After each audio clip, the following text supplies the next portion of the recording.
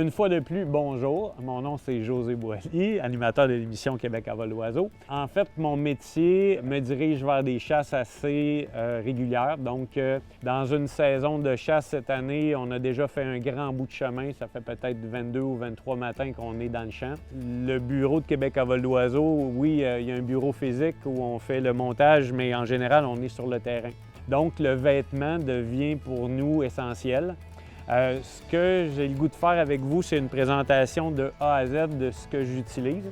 C'est ma façon de voir le vêtement, puis comment je me sens à l'aise, moi, par rapport à mes choix.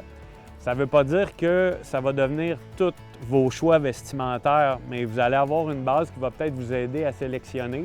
Puis plus tu passes de temps dans le champ, plus tu es à l'aise avec le vêtement de ton choix ou plus tu vas évoluer dans le choix de tes vêtements. Pour la chasse aux oiseaux migrateurs, on est sur 2 lettres, le A et le B. Le A étant la chasse au champ, le B étant la chasse au marais. C'est 2 chasses possibles, c'est 2 chasses qui vont un peu changer les vêtements, surtout au niveau des bottes. Ce que je vais faire, je vais partir des bottes, puis on va monter jusqu'à la casquette tuque. Si vous avez des questions ou si vous avez des fois des choix que vous avez fait que je ne parle pas, bien, gênez-vous pas, là. C'est en discutant des fois qu'on va plus loin. La base, ma réflexion hors tout dans ma vie de tous les jours, c'est « j'aime mieux geler que mal tirer ». OK? Ça, tout s'en va vers ça dans mon choix de vêtements. Êtes-vous capable de répéter ça, là? « J'aime mieux geler que mal tirer ». J'aime mieux geler que mal tirer. J'ai pas entendu. J'aime mieux geler que mal tirer. Parfait. Bon, excellent. Au niveau des bottes, en tout temps, ce qui va faire que vous allez avoir les pieds humides, c'est l'humidité en mouvement, ou la rosée ou la pluie. Même si demain il fait très très sec, annonce beau soleil avec du vent, vous allez marcher dans la rosée du matin. La rosée, c'est une pellicule d'eau qui est quand même très lourde. Ça passe au travers des bottes de cuir sans trop de problème. C'est pire que de la pluie. La botte de cuir pour le chasseur d'oiseaux migrateurs, c'est non. C'est vivant le cuir. C'est un module que lorsqu'on fait des tractions au niveau des bottes comme les tiennes, bien, dans les coins, tranquillement, il va rentrer de l'eau. Ça ne peut pas couler. C'est fait pour ça, mais c'est la meilleure botte pour marcher.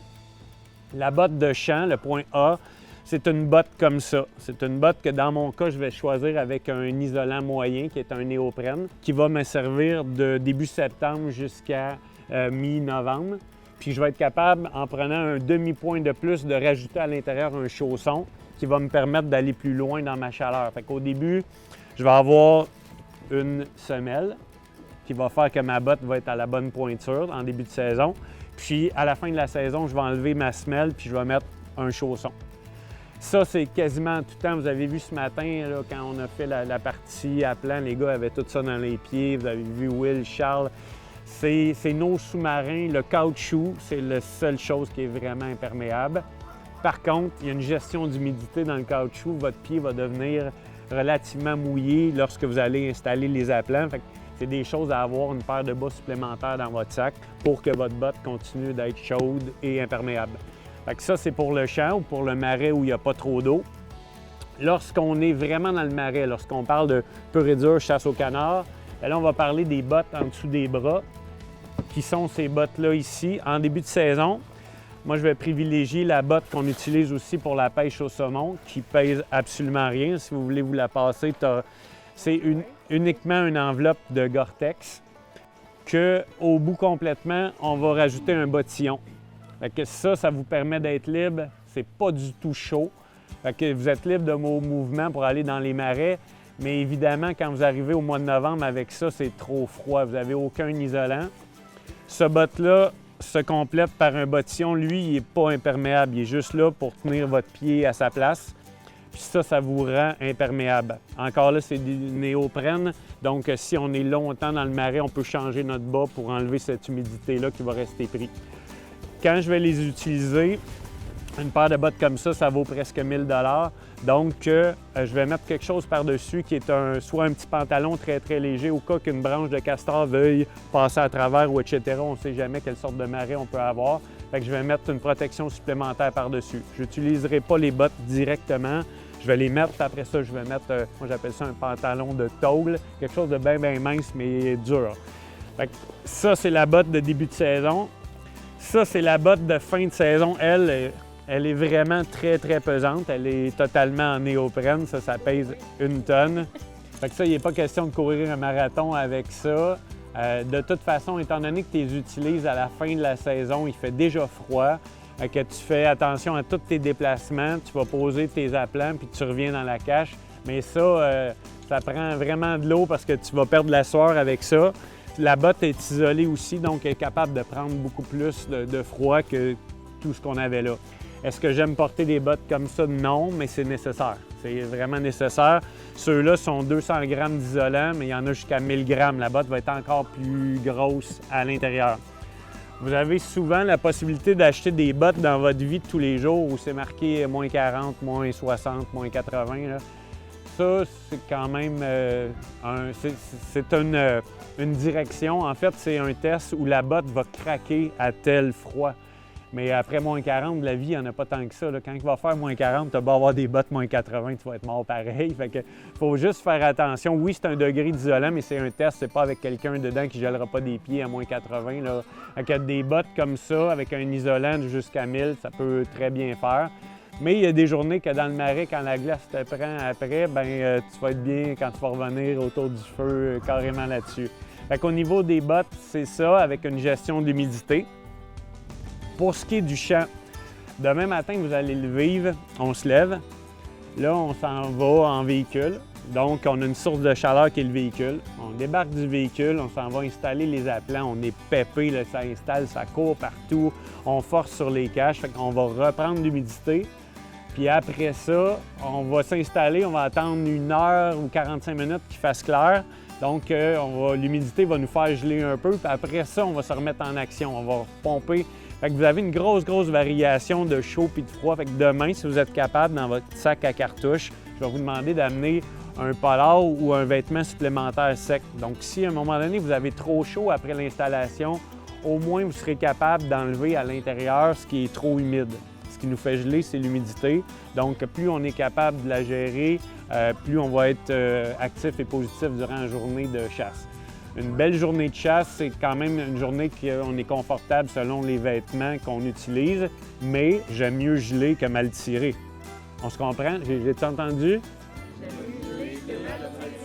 J'ai pas entendu? J'aime mieux geler que mal tirer. Parfait. On s'en va pour le vêtement collé sur vous. Il y a des couches, puis ça, c'est dans tous les sports, que ce soit le ski de fond, le ski alpin. Le coton est sûrement une fibre qu'on est très, très à l'aise quand on l'utilise, mais c'est une éponge à humidité. On essaie de proscrire le coton, si on le peut, comme ton kangourou. C'est le genre de produit que tu vas rester pris avec ton humidité, puis tu vas geler plus facilement. La première couche, elle peut être camouflage, comme elle peut être noire, elle peut s'appeler de différentes façons. C'est du polyester carrément. On achète la première couche collée sur la peau. On ne l'achète pas plus grand, il faut que ça soit là. C'est un pont pour que l'humidité s'en aille à l'extérieur. C'est vraiment, vraiment mince. La deuxième couche, le haut comme le bas, on continue dans le pont d'humidité. On est plus dans le micropolar. On est encore dans le 100% polyester. Mais on a des fibres qui vont diriger la sortie d'humidité parce que la seule chose qui vous fait geler, c'est l'humidité. Fait qu'on essaye de la contrôler. Donc, première couche, deuxième couche. Demain, selon les conditions, je vous dirais que je mettrais première couche, deuxième couche, puis le pantalon que vous avez reçu, qui est un pantalon léger. Avec ça, moi, je ne m'attends pas à geler, je m'attends à être capable que dans les breaks, mon humidité sorte facilement. Fait que c'est ce que je mettrais. Mais vous êtes peut-être moins habitué au froid. Comme aujourd'hui, on pense qu'il fait froid, mais il fait 9. C'est juste que l'automne a été tellement clément qu'on ne s'est pas habitué. Mais si vous arriviez du Grand Nord, vous aviez travaillé là tout l'été, bien, demain, c'est pas de gants, pas de sucre. Là. Fait que ça dépend un peu de ce qu'on est capable de prendre comme froid. Fait que première épaisseur, deuxième épaisseur, jusque là, ça va. C'est-tu des choses que vous reconnaissez dans vos produits que vous avez? Quand même. En tout cas, ça, on s'en va. Si c'est pas déjà fait, c'est des belles choses à avoir. Suite à ça, on pourrait dire que ça serait comme le coupe-vapeur, puis ça serait l'isolant d'une maison. OK, on commence ici à grossir la fibre, tandis que là, on est uniquement là pour transporter l'humidité à l'extérieur. Suite à ça, exactement comme je suis habillé là, je vais mettre des couches de polar, je vais mettre des vêtements mous qui peuvent être des produits avec de la fibre synthétique, ça peut être du duvet d'oie, etc. J'aime ce qui est léger, j'aime ce qui me garde les bras en mouvement. En dernier recours, c'est ce genre de produit-là, qui est une doudoune d'intérieur de manteau. Moi, je vais porter ça à temps plein parce que ça va me permettre de bien tirer, d'être en mouvement partout, exactement comme le polar. Ce que je mets rarement ou sinon jamais, c'est un imperméable. Je vais avoir un imperméable dans mon pack-sac. L'imperméable, elle est ici. Mais un imperméable, c'est raide. Puis un imperméable, ça ne permet pas un étirement lorsque tu as besoin de tirer en mouvement, comme tu me disais tantôt. Fait que oui, je l'ai, mais c'est celle qui va me permettre de ramasser les aplats en ayant une couverture. Mais tant que je suis capable de toffer dans le cache sans nuire à ma vie, là, je vais le faire. Ça, si ça devient mouillé, on va le faire, puis parce que je veux être capable de bien tirer. Mais ça existe, c'est bien, les coutures sont scellées, mais c'est plus un habit d'homme-grenouille que quelque chose de smooth quand il est question de tirer. Fait que, ayez un imperméable de qualité, mais gérez un peu. Si vous êtes à l'aise avec le produit, je pense que toi, c'est relativement mou. Il y a eu différents choix, mais ça, c'est quand même cool, ce modèle-là, la même chose là. Vous avez à peu près toute la même chose, mais tu vois, en bas, c'est un peu plus raide, cette fibre-là. J'aurais moins un manteau comme ton pantalon. C'est des choix que je vais faire. Puis, évidemment, il y a de la technologie maintenant qui va vers où je veux vous amener, c'est que tu peux aller dans les modèles à batterie qui vont vous permettre d'être habillé très, très légèrement, mais avoir chaud. Au début, je n'en voulais pas du tout, mais ça fonctionne très bien. Pourquoi j'en voulais pas? C'est que je voulais pas être pris avec le fait que je ne m'habille pas parce que j'ai un kit à batterie, puis si le kit à batterie ne marche pas, je gèle. Mais tout ce qui est Milwaukee, tout ce qui est DeWalt, tu as une batterie supplémentaire. Aujourd'hui, c'est tellement rendu à l'ordre que ça vaut la peine d'investir, puis c'est totalement léger. La batterie n'est pas dedans, fait que vous avez ici comme une veste de sauvetage, vous pouvez souffler dedans s'il y a quelque chose. Mais non, ça, c'est pour la batterie à l'arrière. Puis c'est un courant qui passe partout. Puis vous avez ici, c'est le petit remote control qui nous permet d'avoir plus chaud ou plus froid. Pour ce qui est des pantalons supplémentaires, au niveau du pantalon, tu peux la jouer un petit peu plus dur et durable. J'arrive avec ça. Moi, je suis 100% vendu aux salopettes parce qu'on est assis longtemps. Demain, ça ne durera peut-être pas longtemps parce que vous allez bien tirer et qu'il va y avoir plein d'oiseaux, mais le vent nous rentre souvent dans les reins. Moi, à 6 pieds 1, c'est sûr que quand je bouge, des fois, ça fait une entrée d'air. Donc, je vais choisir des salopettes qui vont nous gérer le dos, qui vont faire qu'il n'y aura aucune entrée à la hauteur des reins. Donc, ça, c'est de la chaleur. La mode dans la chasse aux oiseaux, c'est souvent être habillé mou en haut puis avoir une petite salopette de protection par-dessus, mais qui nuit à rien. Que vous allez voir ça, là, si vous cherchez un peu là, dans les revues, cette mode-là, elle est très, très visible. Fait qu'une grosse salopette, ça peut être dans le style Carhartt, comme ça. Des fois, c'est ça, la salopette, mais avec un haut à l'intérieur qui est mou. Fait que comme ça nuit à aucun mouvement, ça garde ta chaleur, puis ça fait un plastron aussi pour le vent. Fait que ça, la salopette, ça, c'est une très dure, non isolée. Puis vous pouvez trouver à peu près la même chose dans cette série-là, qui est la même chose que vous. Regardez l'épaisseur de ça. Bien, ça, c'est sûr que c'est le degré supérieur de chaleur. C'est possiblement beaucoup trop pour demain, mais dans le cas de quelqu'un qui serait un peu plus frileux que la moyenne, ça peut être une idée. Il peut y avoir des patchs un peu partout. Vous allez trouver des vêtements que les fesses sont un peu plus en produits plus durables parce qu'on est souvent ici, effectivement, là, dans le cas de la chasse aux oiseaux. Fait que ça couvre toute la partie vêtements normal, que ce soit le haut puis le bas. Fait que là, on va prendre mon sac à cartouches, je vais le vider tranquillement, puis je vais vous montrer les indispensables qui sont gants, tucs et accessoires que je vais toujours avoir dans le sac à cartouches. J'aime beaucoup, toujours ajouter un coussin de fesses parce que vous avez vu les petits bancs qu'on utilise, c'est très bas.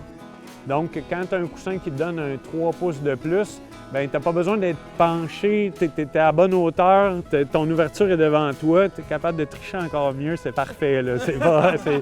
C'est l'idéal. Fait que ça, c'est quelque chose qui vaut pas assez cher pour que vous ayez pas ça. Il y a des épaisseurs de différentes situations, mais celui-là, je l'apprécie beaucoup, il me suit partout, il fait des beaux voyages, là. Ouais, il y a déjà, le 30$ a été bien investi. Avec mon sac à cartouches, j'ai mon thermos de café, que demain matin va être plein. C'est pas nécessairement le bon choix, celui-là. Dans la même famille, il y en a un qui referme. parce qu'il y a plein de dépôts de barres de cache qui finissent dessus, mais je le trouvais beau. Puis celui-là, il rentre dans le véhicule le matin, contrairement à ceux qui sont plus larges, fait que j'ai choisi celui-là. Fait qu'un thermos avec ce que vous voulez dedans. Demain, ça va me faire plaisir de vous faire ma recette de café pour ceux qui veulent.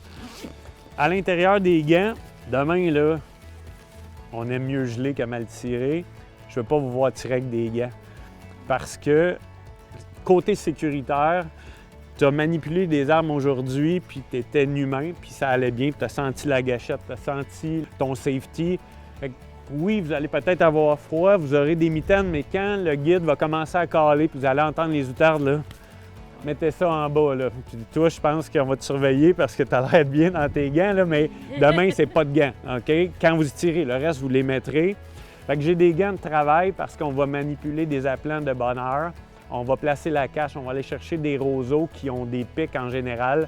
Fait qu'un gant de cuir va faire totalement la job, va vous protéger des mains. Au niveau de l'humidité, on a parlé qu'il y avait une variation de mouvement entre je suis dans l'auto, je charge, j'installe, j'attends.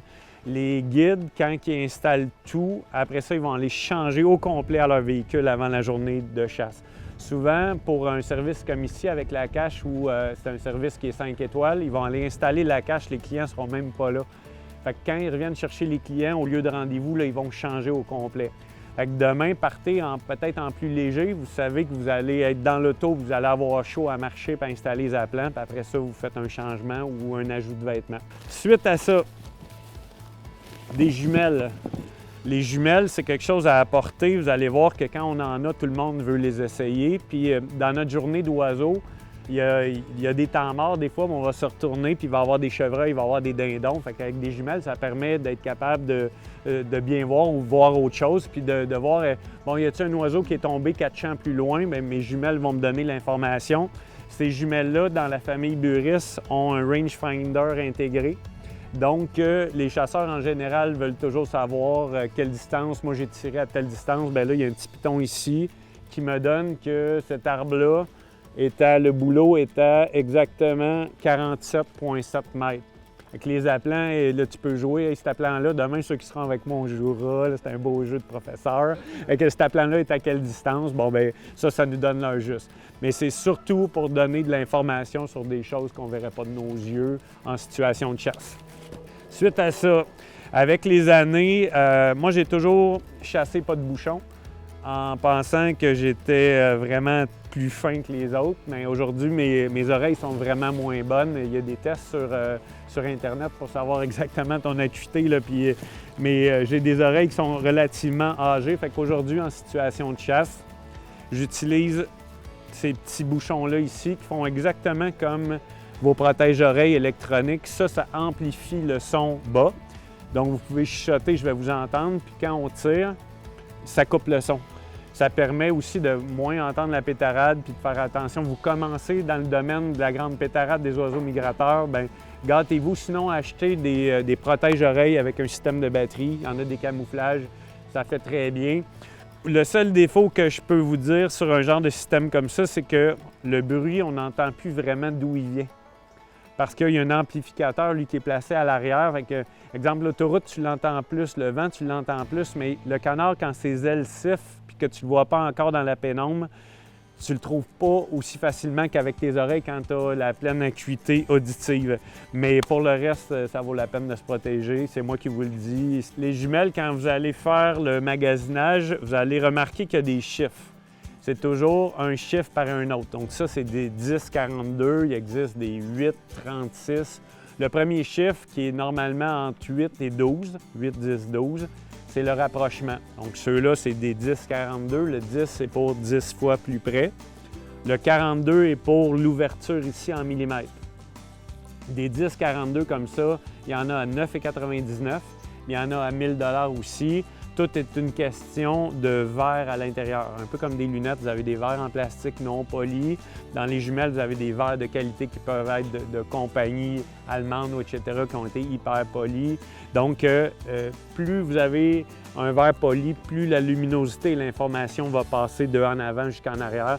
C'est pour ça qu'on est rendu dans des produits qui dépassent le 1000 $. En plus, quand on ajoute le rangefinder, bien là, on va chercher plus loin, mais ça devient un outil de travail. C'est pas perdu, c'est comme un marteau à batterie maintenant, ou etc. Ça dépend de votre métier. Et finalement, là-dedans, bien évidemment, demain, vous allez avoir des cartouches dans votre sac. Ayez un petit peu de bouffe pour le froid. C'est toujours bon de manger un tout petit peu avec vos gants, votre sucre. En général, je vais la mettre par-dessus ma casquette parce que c'est une habitude. La casquette va gérer aussi le foin que j'ai en avant de moi, va gérer le soleil. Fait que je mets ça par-dessus. Mais c'est bien personnel. Demain, ayez des tucs, il va faire juste correct côté froid, mais si vous avez des tucs, c'est parfait. Et enfin, j'ai mon collier avec les flûtes que vous avez appris de l'autre côté. Les bagues qu'on a parlé hier, c'est un peu le curriculum vitae du chasseur d'oiseaux. Plus tu chasses, plus tu as des chances de récolter des bagues. On se reconnaît en tant que chasseur d'oiseaux selon nos colliers. C'est peut-être la seule chose dans tout ce que vous avez vu que je ne voudrais pas perdre parce que je ne serais pas capable de m'en racheter, c'est les miennes. Ça montre un peu le nombre de matins que j'ai investi dans les champs un peu partout, surtout au Québec parce que c'est des bagues nord-américaines en général. Les bagues, on l'a dit hier, c'est pour suivre le mouvement migratoire des oiseaux, avoir de l'information sur certaines espèces. Il y a des oiseaux qui seront très peu bagués parce qu'on n'a pas besoin d'informations, ils vont bien. Puis il y a des oiseaux comme l'oie blanche qui créent des variations. Là, la population est en descente, fait qu'on s'attend à ce qu'il y ait un peu plus de temps mis, d'investi pour savoir qu'est-ce qui se passe avec nos oies blanches. Dans le cas des bernaches, bien, les bernaches en migration, on leur fait attention selon la limite de demain. C'est parce qu'on a jugé qu'elles étaient en descente aussi. C'est des informations à travers les bagues qu'on est capable aussi de reconnaître. J'aime mieux geler que mal tirer. Encore! J'aime mieux geler que mal tirer. Félicitations, c'est beau, c'est bon. Vous avez passé votre cours de vêtements, c'est bon, félicitations. Good!